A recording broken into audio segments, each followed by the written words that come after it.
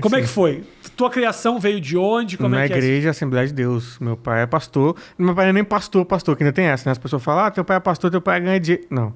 Meu pai era vice-pastor da igreja. Existe isso na igreja. Existe uma hierarquia de pastores, onde só o pastor ganha de um salário da igreja. Meu pai trabalhava normal. Meu pai era gari. E trabalhava de lixeiro, assim. E não ganhava nada da igreja? Na igreja, nada. Fazia então por quê? A parte boa da igreja, que era ganhar grana, porque ele gosta, é a fé dele, gosta mesmo e tal, e tá lá. Até gari. Hoje. Era gari. Gari de correr? De correr, de se pendurar no bagulho lá. Há muito tempo. O primeiro emprego dele em Brasília foi esse, assim. Mas com quantos anos isso? Ele devia ter uns 24. Ah, tá. Ele tinha uns 24, né? Gari e dali... E aí ele sempre foi da igreja, desde a época que, né, de antes. Na outra cidade que ele morava, que era de Minas. E aí foi galgando as posições dentro da igreja e virou vice-pastor. Nunca quis ser pastor de igreja mesmo, mas sempre foi vice-pastor. Não sei se ele ainda é vice-pastor, mas a minha criação foi nessa. Até os 22 anos eu era crente mesmo. Enquanto ele era vice-pastor, ele fazia o quê? De trabalho? É. Ele foi seguindo sendo gari, aí depois transferiram ele para motorista de uma parada do governo lá, assim. Tá. E aí até hoje ele é motorista. Ok. Ele nunca ganhou dinheiro com a igreja. A melhor parte que tinha, ele não pegava. Jura mesmo, Sim. cara? Já era muito isso. Quando eu falava, Mas meu pai... via essas coisas lá dentro Eu acontecendo? via. Assim, não... Assim, toda vez que acontecia alguma coisa muito absurda, por exemplo, quando foi um pastor que ele era hipnólogo na nossa igreja, ele começou a derrubar a galera, falar que era demônio, era só técnica de hipnose. Tem muito disso na internet, pesquisem depois. E aí, ele ganhava muito dinheiro, que ele pedia muito dinheiro. A galera via ele derrubando as pessoas, fazendo milagres. E aí o pessoal dava muito dinheiro. Ele chegava a ganhar, sei lá, 5 mil reais uma noite, assim. Aí meu pai era muito contra isso. Meu pai sempre foi muito contra essas paradas. Ele é da igreja e tal, mas ele sempre foi muito contra esse lance da comercialização do bagulho, assim. Só que ele é muito fiel pra ele sair. Igual as pessoas. Só, saio da igreja, não vou sair, não. Pois é, ele via acontecendo e nem isso era suficiente pra ele abandonar. É porque ele falava assim, o que ele sempre falava até faz certo sentido. Ele falava, eu vou ser julgado pelo que eu tô fazendo. E eu não tô fazendo isso, Deus tá julgando a minha vida. Eles vão pagar, Deus vai fazer eles pagar. Porque como o pessoal da igreja acredita, né, na parada do julgamento futuro, então Mas mas também não tem o negócio do perdão. O cara fala, desculpa, morre e vai bem, tá tudo certo. Sim. Tem essa também.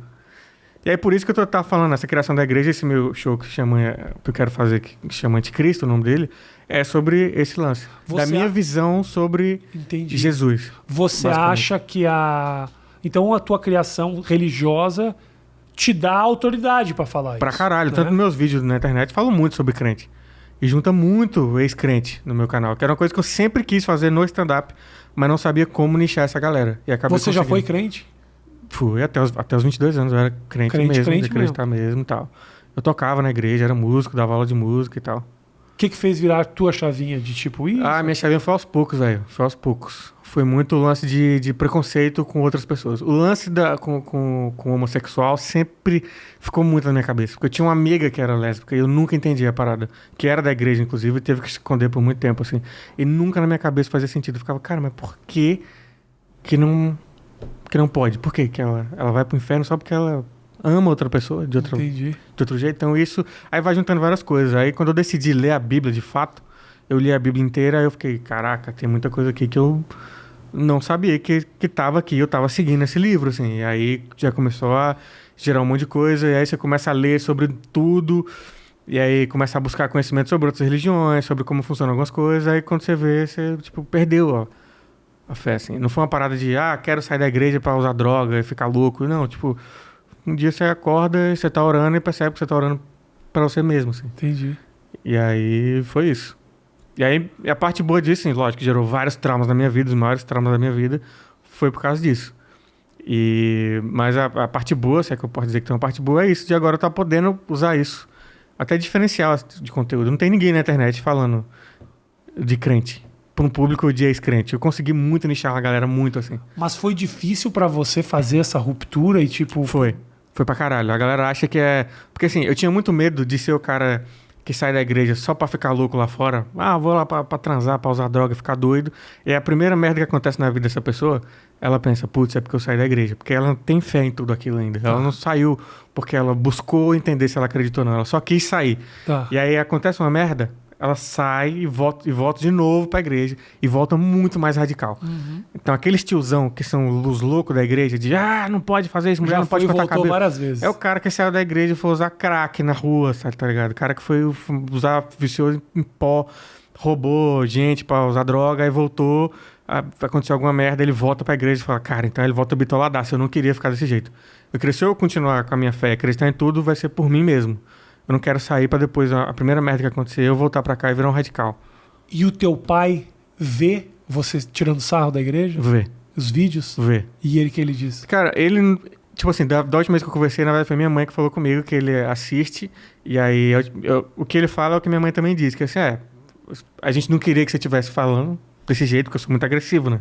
Do jeito que eu falo. Mas você não tá errado no que você fala sobre as pessoas. Porque eu não tô falando do cristão. Do cristão que tá seguindo a vida e sendo uma boa pessoa. Não tô falando do cristão, tô falando do crente. Do crente que é filho da puta, que é preconceituoso. E ele acredita que essa figura existe também. Sim, sim. Eles não ignoram que existe. Tanto que eles falam assim, tipo assim, o Thiago não tá errado. As irmãs da igreja fica boladíssima com a minha mãe. Porque tem gente da igreja lá que é meus amigos, namorado de amigo meu que vai no meu show, e aí vira treta na igreja. Você viu que fulano foi no show do Thiago? Que absurdo, não sei o quê. Aí minha mãe fala, tá, mas o que o Thiago fala que é mentira nos vídeos dele? Aí você não pode concordar com a maneira que ele fala, mas o que é mentira? Aqueles crentes lá, aquilo é exemplo de cristão, não é? Então, o cara promoveu uma divisão em Samambaia do Sul. Samambaia está dividida nesse momento. Sim. Interessante, cara. Eu acho interessante, porque o teu vídeo faz até esse cara pensar. É muito difícil quando você faz um humor mais ofensivo. Eu já ouvi durante o papo você falar umas 2, 3 vezes, tipo assim, eu não falo disso, eu falo disso.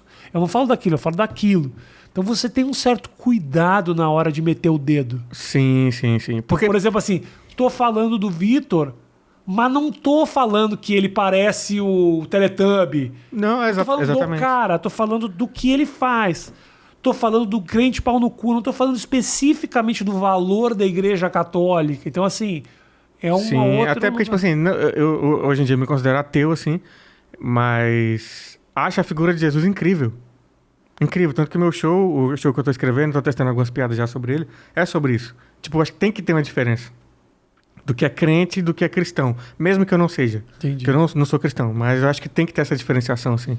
Tanto é que, aí eu tinha essa preocupação porque a comédia é muito isso, tipo, acho que o jeito mais fácil de você entrar na cabeça de alguém e mudar a cabeça dela é isso. O primeiro ponto que tu perguntou que me fez mudar, eu sempre tive essa parada com a questão do homossexual, sempre tive na minha cabeça isso de não entender.